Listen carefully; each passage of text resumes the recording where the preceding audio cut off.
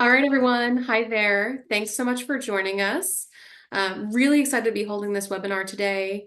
I think it's going to be a really great reintroduction for some, introduction for others to the needs for small businesses in the current context as we, talk about a new Congress, a new administration, as we sort of think about some of the strengths and weaknesses that small businesses have as they work to get their needs met, and also some of the opportunities and concerns or risks that small businesses might see going forward as we look towards things like reconciliation bills, towards budget issues, towards all sorts of different things coming out of the Trump administration. We'll mostly be talking about Congress on this webinar, but I'm sure that that other things will come up as well.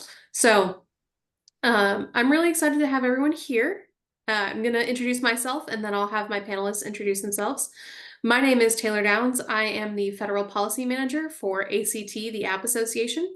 We're a trade association representing small businesses in the tech space. I am mostly Congress-facing in my work, so I go before Congress and talk about all the issues that App Association members care about, whether that be small business tax issues, merger and acquisition regulation, privacy, intellectual property, healthcare. Those are some of the big issues we cover, but we talk about pretty much everything since App Association members are in just about every industry. So I will let Dele introduce himself first. Sorry. Hi, everyone. I'm Dele Atanda. I'm a chairman founder of MetaProof Group, which is a small group of entities, companies that are in the blockchain, AI, and spatial computing space, really heavily focused on privacy, data sovereignty, data ownership, artificial intelligence, particularly, with a real focus on transparency, verifiability, and next generation sort of innovation, particularly around AI and agentic AI specifically. Awesome. Thanks so much, Dele. I'll do Susie next. Hi, everyone. Excuse me. Hi, everyone. I'm Suzanne Borders. I'm the CEO and co-founder of a company called Bad VR. It stands for Bring All Your Data to VR. So we're really focused on providing a new way of visualizing large, complex data sets with the goal of being to democratize insight. So we're utilizing immersive technology to make the discovery of insights faster, easier, and more universally accessible to everybody. So we're a woman-owned small business based in the Los Angeles area. We're about 15 people now, and we've been growing over the past 6 years now, which is crazy to think about. But we work with a wide variety of companies in the public sector. We also work with the government. So I'd say about 50-50. And so really excited to be here. Have a lot to say, a lot of thoughts about how legislation impacts small businesses, especially technology companies, and around data and our focus on analyzing data and understanding data. It's definitely, there's a lot of legislation that impacts us. Really excited to chat about it. And thank you so much for having me. Awesome. Thanks so much, Susie. And now I'll go to Alexis. Thanks, Taylor, and thanks to the App Association for having me join today. My name's Alexis. I'm the Government Affairs Director at Small Business Majority. We're a national small business organization, and we like to empower America's entrepreneurs to build a thriving and equitable economy by engaging a network of over 85,000 small businesses. Susie, we should get you in that if you're not already.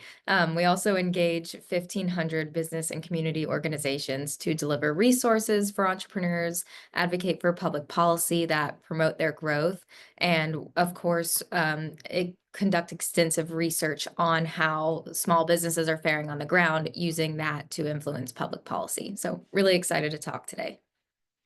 Awesome. Yeah. Thanks to all my panelists for joining. I think this is going to be a really great conversation, and I hope it's something that is helpful to all the attendees that we have today. So let's move in, just because it's sort of the topic du jour, with reconciliation bills and all the news coming out of the House and the Senate right now. Let's start with taxes. Alexis, can you talk to me a little bit about the tax concerns that you're hearing in your work? What are the things that you're hearing from the people that you work with? What are some of the opportunities, some of the concerns that you and other people you work with have? Definitely. Great question. So I'll start by sharing a research data point that has really empowered our tax work. We've found that over 2/3 of small businesses agree that the current tax system is currently set up to favor big businesses over their small business. And so our biggest concern right now, as Congress is staring down an opportunity to reform the tax code through maybe extending TCJA, maybe adding a few other priorities in there, we really hope that this will be an opportunity to really deliver for Main Street America instead of continuing to give tax breaks to big business. And one thing else that I'll say on this point is tax policy in this debate is not only about the deductions that they can take, but it's also about fostering an environment that's competitive, that will allow small businesses to retain quality workers, offer benefits, and more. So we're seeing that in the childcare space, in the healthcare space, in the hiring space as well. But unfortunately, the environment in Congress is very tricky to navigate these days. It's very top down, driven from directives from the White House to a degree, or, closed door leadership meetings. So what we really want to do is make sure that we're putting small businesses front and center in this fight to be able to extend policies that impact them and really empower their growth. Susie, I saw you nodding a little bit there as Alexis was talking. Do you have any pieces of this sort of tax debate that you want to talk about? Yeah, I mean, definitely it was nodding along in agreement with her when it comes to, the tax structure being set up to favor large companies over small businesses. The tax burden, especially in the state of California, where we are located, is very high on us.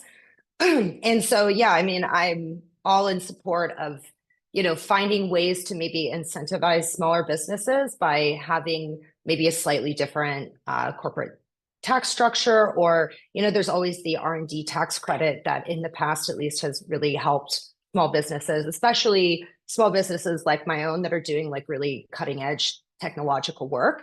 Those have changed quite a bit. I don't know if you wanted to sort of get into that, but for us, we had really good timing in the sense that when I started my business, the R&D tax credits didn't need to be amortized. Now they do. So as my company has grown, we have become more profitable. And because of that, the changes to the R&D tax credit haven't been as catastrophic as they could have been for us. But had I started my business like today and the way that it's set up, it would have really been a big bummer. It would have really not been good for us. So, I think in a way, the changes sort of help or sort of prioritize businesses that are profitable versus those that are not. And I know that a lot of people think, well, why would you start a business if it's not immediately profitable? But when you're working in these sort of like cutting edge sectors where you're doing a lot of like advanced technological work or scientific breakthroughs, it's more about the bigger long-term picture of those things. And you can't immediately start making money on something if you are doing work that is so advanced. There might not be an immediate market, even though there might be a huge market, 5 or 10 years down the road. So, when you have these R&D tax credits and you're able to take them immediately, and when you are a new business and you're putting all of this money into R&D stuff, it really, really, really does help the smaller startups. And changing that sort of R&D tax credit, I think, to being a more amortized, I can never say that word, over time, really is not a positive for a lot of these smaller tech companies that aren't immediately profitable. So yeah, that's sort of my thoughts on that. Definitely. Deli, I saw you come off mute. Do you have something you want to say about R&D tax credits? Yeah, no, I couldn't agree with Susan more. I think it's it's shambolic, really, in a sense, because especially in technology, and all tech is very much driven by AI now, where you've got billions and trillions of dollars being thrown at the industry, and the likes of OpenAI, a lot of the key players who have been able to corral billions of dollars of investment aren't profitable yet. And the business model of AI is very much in question at the moment. And the only way, so there's already a massive sort of disadvantage that you're at as a small business. I mean, you know, there should definitely be a much more immediate way for you to recuperate that investment, that R&D spend, because that's going to go directly back into your innovation. It's going to go back into building your product and sort of continuing. So it is a bit dysfunctional at the moment from the perspective of protecting and you know, invigorating innovation in that sense in the small business space. Yeah, so I'll set the specifics of this just for anyone who isn't familiar. Susie sort of covered a big chunk of what has happened to the R&D tax credit in her discussion, but just to lay it out in a concise manner here so everyone's on the same page. The biggest change to the R&D tax credit happened at the end for tax years after fiscal year 2022, I believe. So previous to that, all research and development expenses, including things like software developer salaries, which are a big deal for a lot of app association members, were able to be claimed as a research and development expense and used to reduce tax burden. After fiscal year 2022, you saw a change in that, where, as Susie mentioned, businesses were no longer allowed to claim 100% of their research and development expenses as a credit. Instead, they were required to amortize the costs over the course of 5 years, which, like Susie mentioned, really does impact especially small businesses that are working on the cutting edge. You know, when you're a bigger business and you've got lots of different areas that you can pull from, and research and development is one small piece of a much bigger pie, you can handle some of those costs a little bit easier than if you're a very small shop working right on the edge there. Alexis, have you heard much from other businesses in Small Business Majority about R&D tax credits, or are there other pieces as well that they're worried about? Definitely yes to both. So I'll start with the R&D tax credit. In a poll that we conducted, we found, I think, over 84% of businesses use that credit. So we do agree that immediate expensing should be restored, as it really does help empower small business growth that are in these high-tech sectors. And even those, you know, outside of the tech sector, it's just very critical for startups. We know that this is a very challenging economic environment to enter as a new business owner. And so any way that the tax code can support new business creation and to eventually help them get to a stage where they're profitable is what we want to see. I really enjoyed, you know, Susie's comments about profitability in your first few years and incentives to grow, because we're seeing a similar challenge in another small business deduction on which is called Section 199A, also implemented through the TCJA. It allows businesses to deduct 20% of their qualifying business income from their taxes. We do think that it can be simplified to be easier to access and to really drive benefits to smaller businesses. So that's something that our team has been studying a lot.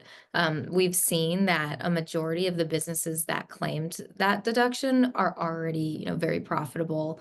So in order to make it more friendly for startups and new business owners, we would propose that there would be an alternative to that credit, which would allow folks to deduct, you know, their first $25,000 instead, which would be so beneficial for new business owners. Now, I do want to say that this will be quite controversial for many, so happy to hear other perspectives on this. We do take a very unique position on this relative to other small business groups, but that is because we do represent those that have 10 employees or less, you know, sort of in that micro business threshold.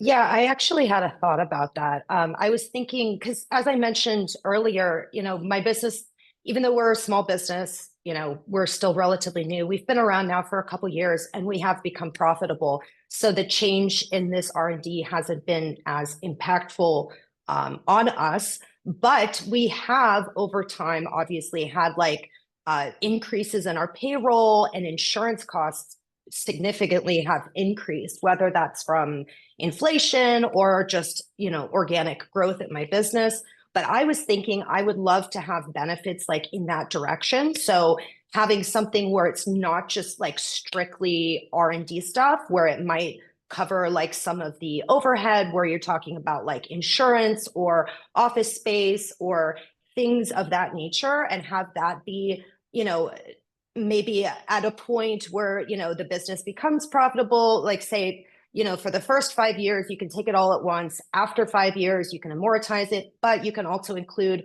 all of these other sort of fringe benefits and not just pure R&D stuff. I think that would be like a pretty cool way to change this to be beneficial to both sides, whether that's the really new advanced startup in the first 5 years of existence, what they need, and then what you need in that second stage and what you need in the third stage. So sort of like, depending upon where you are at your business's growth, you could have this R&D credit really remain beneficial and not sort of drop off. Not that it doesn't have benefits, but the benefits sort of become less over time. And maybe, that was the original intent, but it could be cool to continue to have those benefits and just have them change as the business changes. But yeah, like I think that would be personally something I'd love to see. It's great. It's, always good to hear new ideas come into these things, especially from, small business owners who are affected by these issues on a day-to-day basis. Definitely know better than I do from my perch here in Capitol Hill, looking at everything. So I'm definitely glad to hear, excuse me, definitely glad to hear your insight on that for sure. I'd like to turn and talk a little bit about intellectual property issues, because this is another thing that we hear a lot from businesses in the tech sector. What they're working on, how they're making their money in a lot of cases depends on their intellectual property, whether that be a piece of code, whether that be a business system, whether that be some piece of hardware that they're working on. IP is so key to a lot of the different issues that go on. Susie, I know you have some intellectual property, and can you talk to me about why IP protections are important for your business and what they look like right now? Yeah, so we actually we have 5 patents awarded now, and we have 12 more that are in progress. So we spend a great deal of money on securing patents, and the reason that we do that is the IP is ultimately the value of my business. So because we are doing a lot of like cutting edge, sort of out there technological development and stuff, if we're doing that, like I said earlier, there's no immediate purchasers for that technology. I strongly believe down the line there will be, and I was proven right to some degree as the business has grown and all of that. But if we're not able to protect the innovations that we are spending a lot of money to find and to discover and to document, then, what is ultimately the validation for all of that effort? So really, IP is the core driver of value for my business. When you start talking about what makes the business valuable prior to, having revenue generating customers, which we're moving more into that direction now. But for many, the first, couple of years and even into the future, the way that the business, especially a lot of these early stage tech companies, are valued is based upon the protectability of their discoveries. And that is all tied back to IP, and that ties back to patents. So, you can't really carve out an area on the frontier of technology and innovate in that space and really make it worthwhile for yourself as a business without being able to protect the innovations that ultimately come out of that, the R&D money and the R&D time and effort that you've put into that. So, I would just say that IP is like the core of any sort of technology company in America, and being able to have strong patent laws and strong IP protection is really what makes the technology sector stay in America, because it is really such an important part of the whole process. Thanks. Dele, there's a lot of work that goes into intellectual property in the area of artificial intelligence as well. And I know you do a lot of work there. What have you seen, what's sort of the landscape here for IP in the AI sector? What are we what are you concerned about? Are there regulations that you're worried about? Are there, other pieces? Are you trying to develop IP? What's it look like for you? Yeah, I mean, it's a complicated question, and IP in AI is complicated, and blockchain is even more complicated in many regards. And there are different approaches, and there's weirdly different culture, kind of techno cultures around them. So blockchain is very much about open source, and there's a whole drive towards open source technology and moving value towards tokenization, in many senses, and trying to move the value accrual process away from the sort of base technology and more to the utilization of the technology in the marketplace. But then, AI in many ways is still very much IP driven. So there's this big sort of tension between centralized technology and decentralized technology, particularly when it comes to the issue of IP. But I think the context of IP itself is also changing very dramatically in that sense. The pace of it. The technology moves very fast today. It's like, especially in AI, and the battleground shifts dramatically. You look at like DeepSeek versus OpenAI, for example, pre-training versus post-training. Pre-training is very hardware intensive, and post-training is very application kind of driven, software driven in that sense.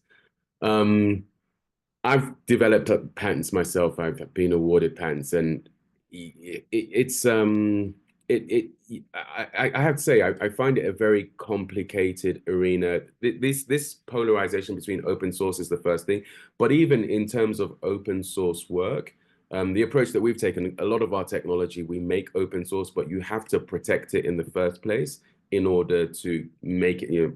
One of my patent lawyers once told me you have to be illiberal to be liberal, effectively, which I think is true, because ultimately that's really how you can sort of set the tone of how this technology is utilized. And even in terms of when it comes to open source, that is not a binary thing. There are like 80 different types of open source licenses, for example.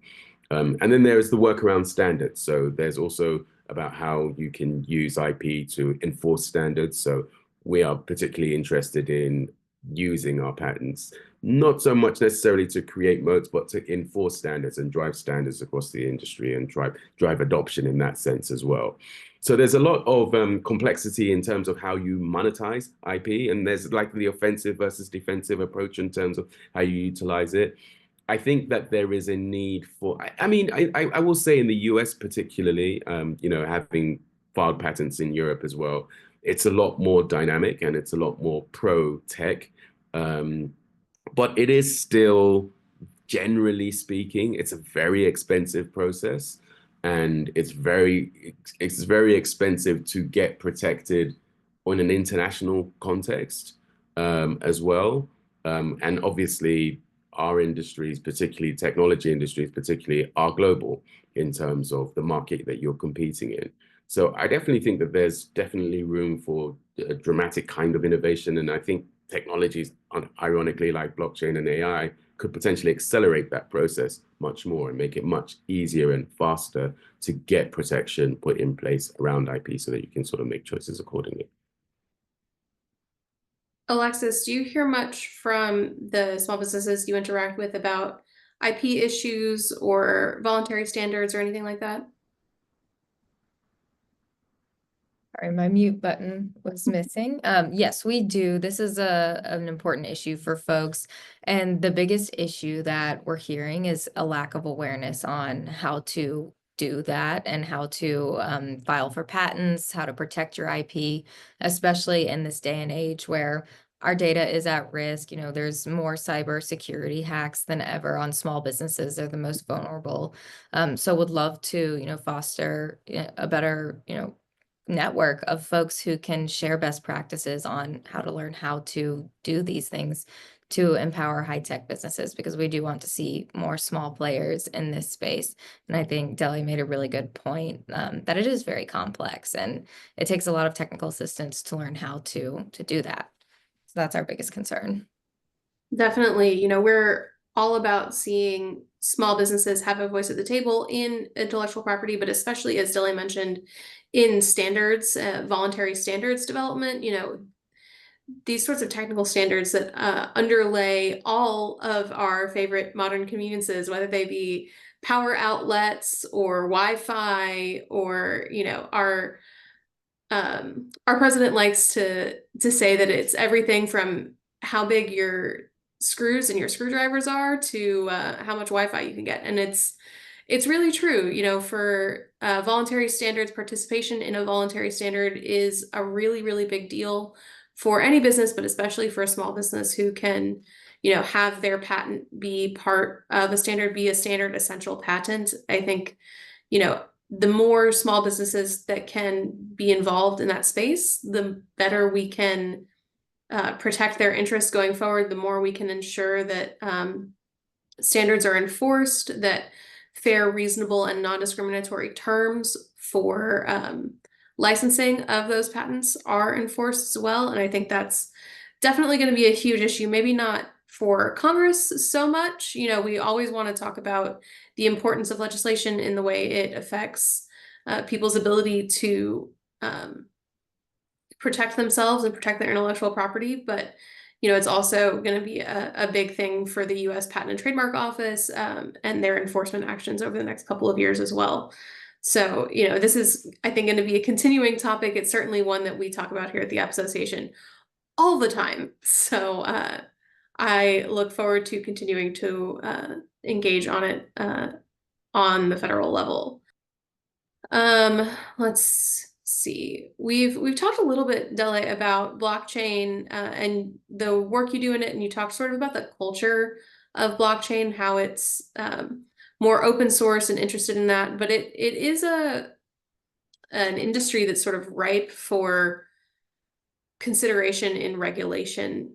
It doesn't have a lot at the moment, but I know that there are many people in Congress and in the executive branch who are interested in putting in different types of regulation in sort of the decentralized area. Can you talk to us about how you see this current state of play? Is the lack of regulation a strength? Is it something you're concerned about? Is it an opportunity for people to build their own worldview into the way that the regulations are handled? What do you see as the state of play there? Yeah, I mean, it's a mess is the short answer. It's a real hindrance. And it's actually a brilliant segue from the IP conversation in that sense as well, because well done, very, very well played. But yeah, because the essential business model of decentralized technology is that it's open source, and therefore, but that it's tokenized, and that therefore the value that the technology delivers is realized by this token that gains utility as the technology is used. And that becomes a real way of, on one hand, even funding open source technology, which there are various innovations that are happening in that space. So the business model becomes really challenged in the context where you don't have clarity on regulation, particularly around cryptocurrencies. So I would say probably blockchain technology in and of itself is more, can operate in the traditional space without any real concern like any other sort of technology, although you have all the typical issues of network effects and moats being established by larger players. But the real innovation really comes from the business model of these of decentralized technologies really is fundamentally around tokenization. And the regulatory landscape has been horrific in the US particularly. It's like one of the regions that has done least to bring clarity in terms of how to think about this new technology and to develop new regulations. So what's really happened historically has just been an enforcement of traditional securities laws, how we test and all this stuff, which goes back to the 50s, which is absolutely not fit for purpose in terms of this technology. And that has created massive problems. It has created, ironically, in some ways, it's created a greater propensity for bad actors to flourish in the space. And I'm not of the view that I think most people in the space understand that regulation is needed, and most people want regulation to come, and it's at the point now that people are just desperate for some form of regulation, whatever it is, so that there's clarity in terms of how to operate, because there's sort of like this paralysis where people essentially just take all their operating entities offshore in order to avoid persecution by the SEC effectively. And so there's that. And then and now it's really becoming really complicated because you've got this entwinement with AI in that sense as well. And really and truly, I think that we are probably 18 to 24 months at most away from a point whereby it becomes really clear that you need decentralized technology and micropayments for AI to have a business model that is sustainable.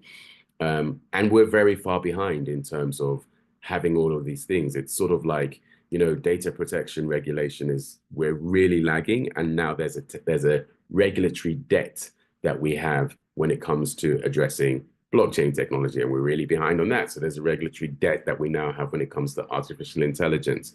And this all sort of catches up. Now, the current administration has been very warm on crypto as an asset and has indicated that it will be much more favorable in terms of how it goes about looking at that. And I think the intersection with that with AI is going to be interesting. But absolutely, we definitely need, the industry is in desperate need of some regulatory guidance. Of course, we'd like better regulation that's pro-innovation, that allows small businesses, because especially in this space, innovation really does come from the fringes. It really does come from the edges. That's really where the bulk of the innovation comes from. And so we definitely want regulation that facilitates and accelerates that. And the opposite is what we're starting to see in terms of the frameworks that are being proposed around regulating AI, for example, are causing concern in that regard. So we're in a bit of a mixed state at the moment. On one hand, there's a bit of enthusiasm that the regulation around crypto specifically within distributed technologies is going to be loosened, and that we'll start to get, at least, if not clarity in terms of what regulation is, we'll start to have less of this enforcement of the status quo. But by the same token, the way that the regulation that's being proposed around AI has been causing a lot of concern too. So I'd like to pull at one of the threads you mentioned there: data protection, data security, privacy. These are issues that the United States has sort of been struggling with for a long time. And I think it is a big opportunity for this Congress as we look to what might be possible, what might be achievable. We've come pretty close on a couple rounds of data privacy legislation, but unfortunately have not been able to get over the finish line on any of them in the last couple of Congresses. So Susie, like I said, this has been a perennial topic of debate. How does your business cope with what we currently have, this network of patchwork privacy laws, state to state? Some states they're different, some states they're non-existent. What does that look like for you? Yeah, well, since we're based in California, our standards are what we're held to in terms of data privacy are much higher than pretty much any other state in the nation.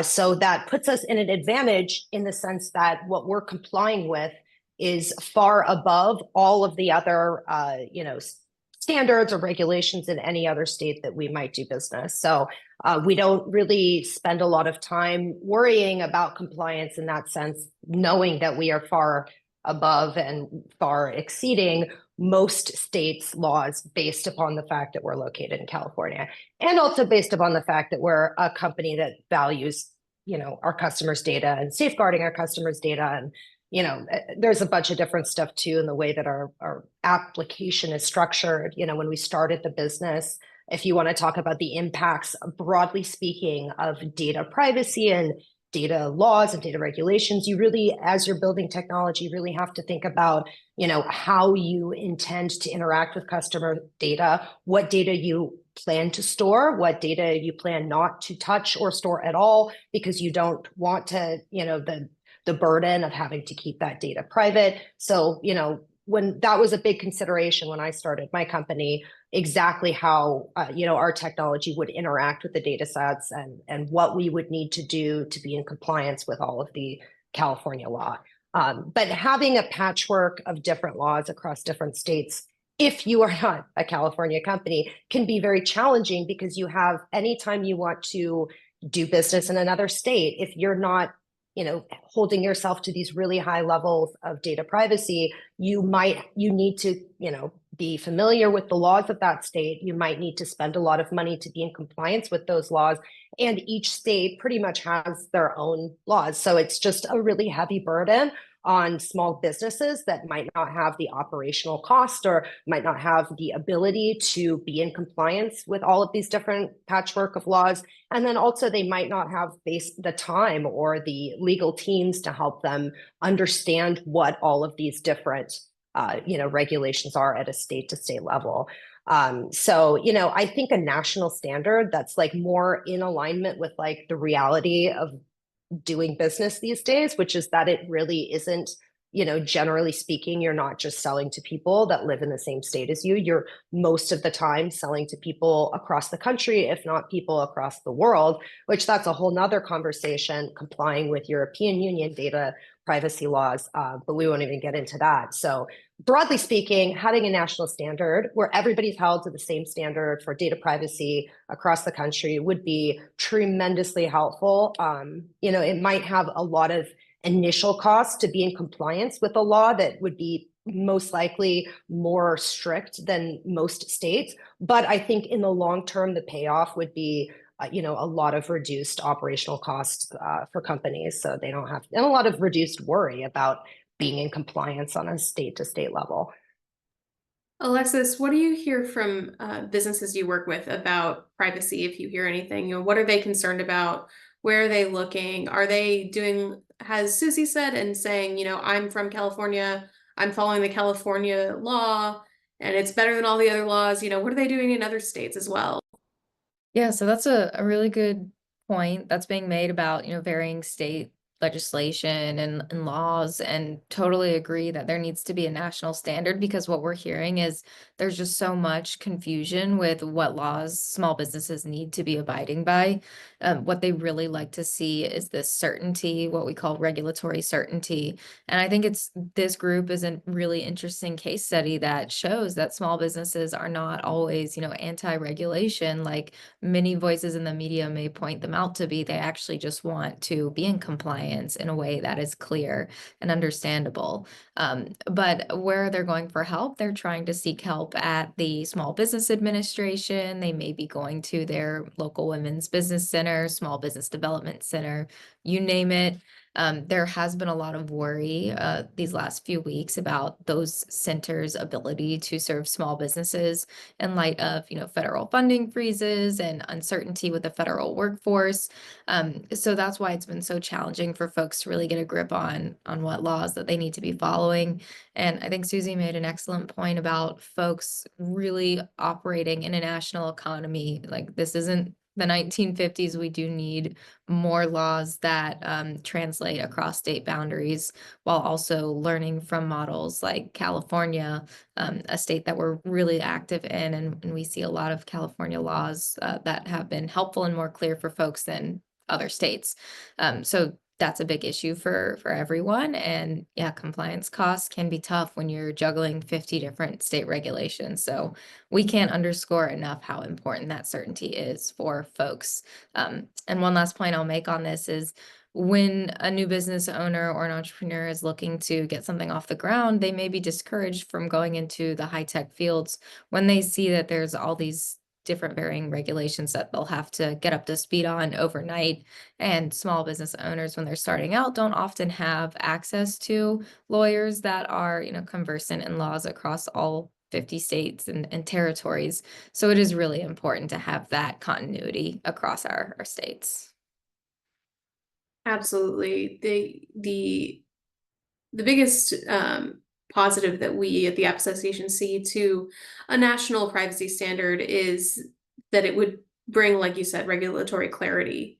It would avoid ambiguity. It would ensure that people understand how they're supposed to operate their businesses to stay in compliance. Because, you know, most small businesses, all small businesses want to comply with the law. They're not out here trying to, you know, be grifters. Like we're working to ensure that small businesses know how to comply, are able to comply, have the access to the counsel that they need to ensure their compliance with the law. And that gets a lot harder when you're working with, you know, as we look at what 24 state privacy laws at this point, you know, almost half of states have some form of privacy law, whether it's a general privacy or it's affecting a specific sector or, you know, what have you. It's a very complicated landscape, and we want to ensure that small businesses can know how to be in compliance and can do so at a reasonable reasonable amount of energy and money cost. So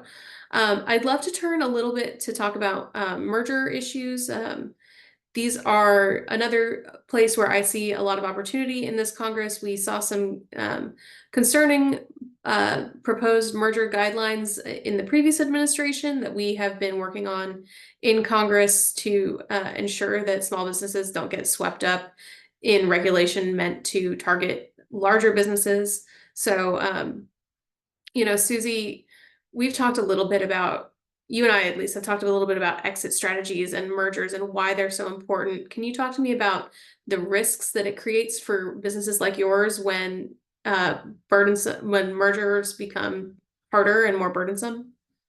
Yeah, I mean, going back to what I said earlier about having, you know, especially for like R&D, really cutting edge technology companies, which is what I'm speaking about because that's the company that I have. IP is a big part of the value of the business. But then you have to ask yourself, why does the value of the business matter? Because the whole point of going and starting a company and doing all of the research and spending all the time and energy and getting these patents and growing the business is not just to have a business that is operating, but, you know, it's a way to create value. And the way to realize that value, to take it from being on paper and take it from being hypothetical and to have that value be realized, there's pretty much two options. One of them, you grow the business, you take it public, but that's an incredibly difficult path. It takes a lot of time and energy. Or the other path is to go through a merger or an acquisition where a larger company purchases your business based upon, you know, the value that you have, the IP that you have and the technology and, you know, the assets and all of that.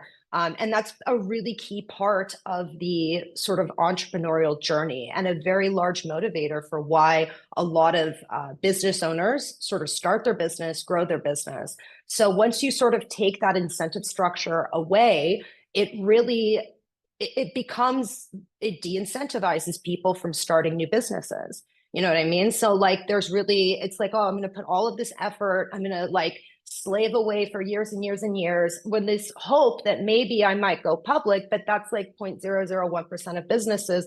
Or if I can't sell it and I can't merge with a larger business, then I'm going to be stuck operating this business forever. And, you know, there's not this realization or reward at the end of the tunnel. So what happens ultimately is the innovation, you know, once you start putting M&As and that whole process on ice, it takes the innovation and takes it out of the country to a place where, you know, a country that might have more friendly M&A laws. And that's unfortunately something that I don't want to see happen. But this idea that like M&As are only large companies like AT&T buying Sprint, or I don't know, like Verizon buying Apple or something like that. That's so, I mean, obviously that happens, but that's not the vast majority of M&A transactions. The vast majority of them are larger companies purchasing smaller businesses and creating generational wealth for people who really took that risk and went down the entrepreneurial path. So, you know, I just think that sometimes people have this idea of what M&As are, and they don't really understand how crucial that piece of the sort of entrepreneurial journey is in terms of incentivizing innovation and incentivizing entrepreneurship in America.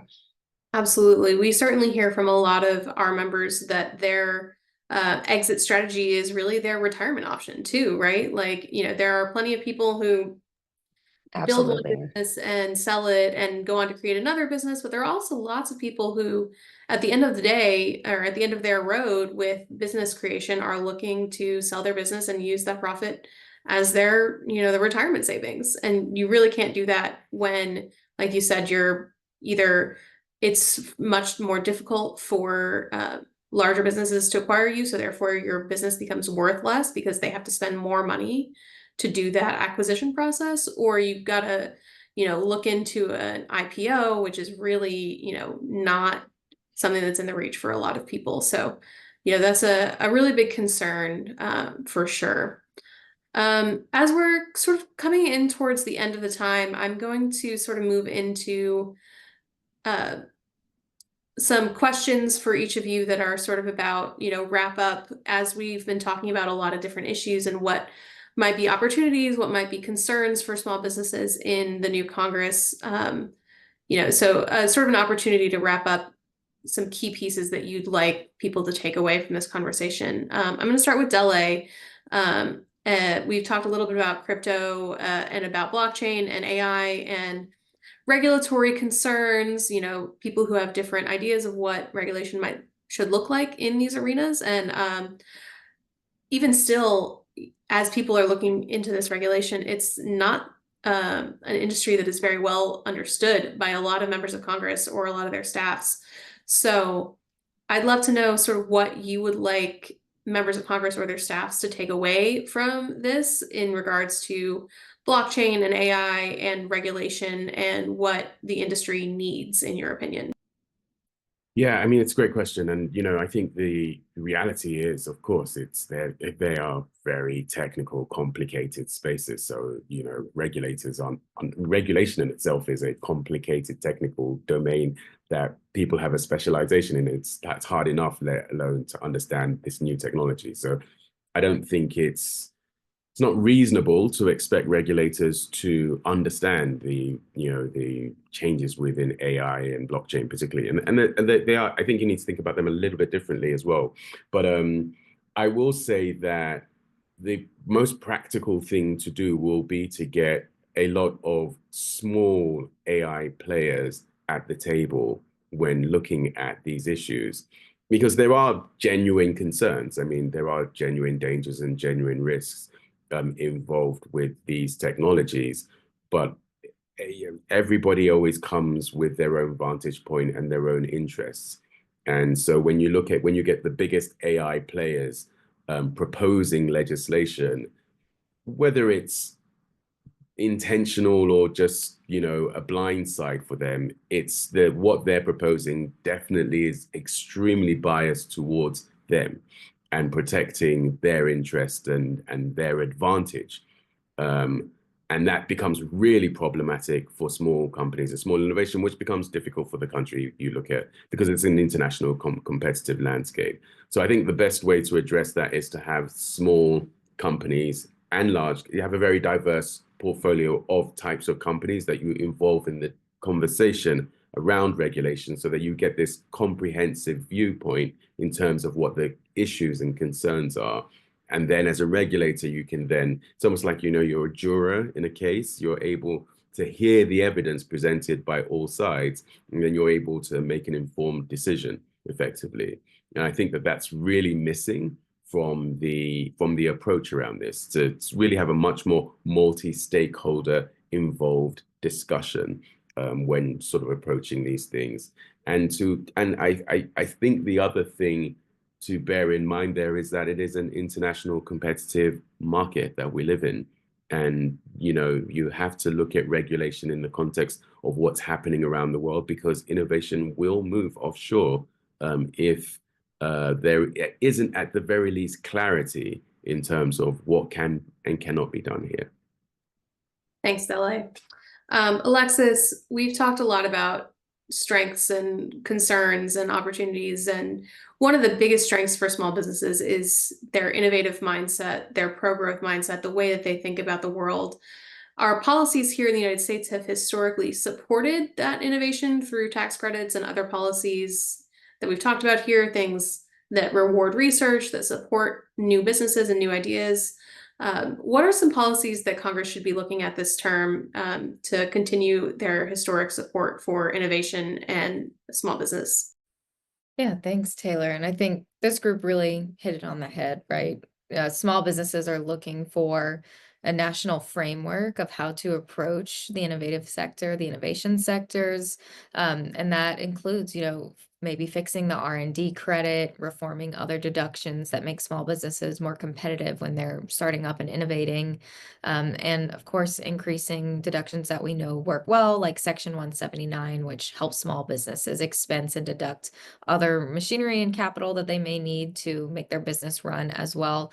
But something that will be very key in getting all of this done, as Dele mentioned, is having a diverse range of stakeholders from both sides. Obviously, there's a trifecta on one side of the aisle in power in Washington, but it is very important to ensure that when policies are being created in this historic opportunity, we do need to have a diverse range of perspectives shaping those policies. And who better to do that than America's small businesses who see these different challenges in every corner of our economy.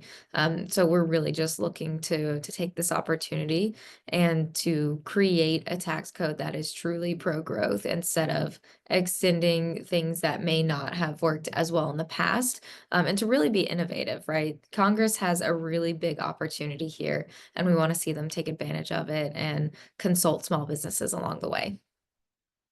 Thanks, Alexis. Susie, final thoughts from you on all the things we've been talking about. What are some of the biggest opportunities or the biggest risks that you see for the continued, promotion work that we do on small businesses and their needs before Congress? Yeah, I mean, I think it's really important to remember that not all businesses or corporations are these large behemoths that have thousands and thousands of employees.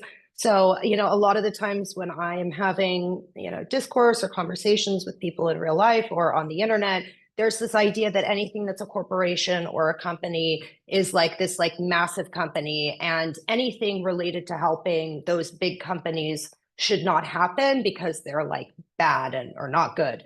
And I would say that, we have to remember that a lot of the companies and corporations, if not most of them or a significant portion of them, are small businesses. And it's very important to keep that in mind and to make sure that the, regulations that we're passing benefit these small organizations as much as they, may benefit a large organization, and to not sort of demonize an entire sort of thing, like, for example, M&A stuff, because in your mind, you think it applies to only these like large corporations. So, I just think keeping the needs of small businesses front of mind is super important, and really making sure that the changes that are made to any sort of laws or regulations keep in mind, the operational needs and limitations of small businesses, as much as they obviously keep in mind needs of larger organizations that have more of a voice. And, obviously being a small business owner, I like to be involved in these sorts of things, but a lot of small business owners don't have the time or energy or resources to get the message out and share their opinions and communicate with lawmakers about what they're currently experiencing, whether that be challenges with regulations, challenges with compliance, et cetera, et cetera. So just because you're not necessarily hearing something doesn't mean that it isn't a massive issue for a lot of small business owners. So, I think it would behoove everyone in Congress to really take the time to reach out to those of us that are actually in the trenches and really ask us how these regulations are affecting us in a real way, because sometimes it's a lot more unexpected or more counterintuitive. Some things that you might think would be beneficial are not actually beneficial. And then, of course, last thought, keeping standards on a nationwide level just really, really helps any sort of digital company, because, the digital products are not something that is really a locally sold item we're selling across the nation, across the world. So having one standard that we have to adhere to is so much easier, so much less, resource intensive than having sort of these patchworks, which isn't to say that there are some things that are better on the state level, but when it comes to sort of software regulations, especially data privacy, I just really think a nationwide one sort of standard would be beneficial to everyone. So those are my final thoughts on all of the topics that we touched on. Excellent. Thank you so much. Thanks you. to all the panelists here for joining me today. I think this was a really helpful conversation as we look towards the future, as we look towards what's coming up. I'm hopeful that it was helpful for all of our attendees as well. I want to say thanks once again from the App Association for joining us today, and thanks to Susie, Alexis, and Dele for giving your insight here. This has been a really great conversation, and I look forward to taking all of this in all of my next meetings. Thank you. Right on. Thank Thanks you so so much. much for helping get our voices out there. I really appreciate it. And thanks for having me. Thanks, everyone.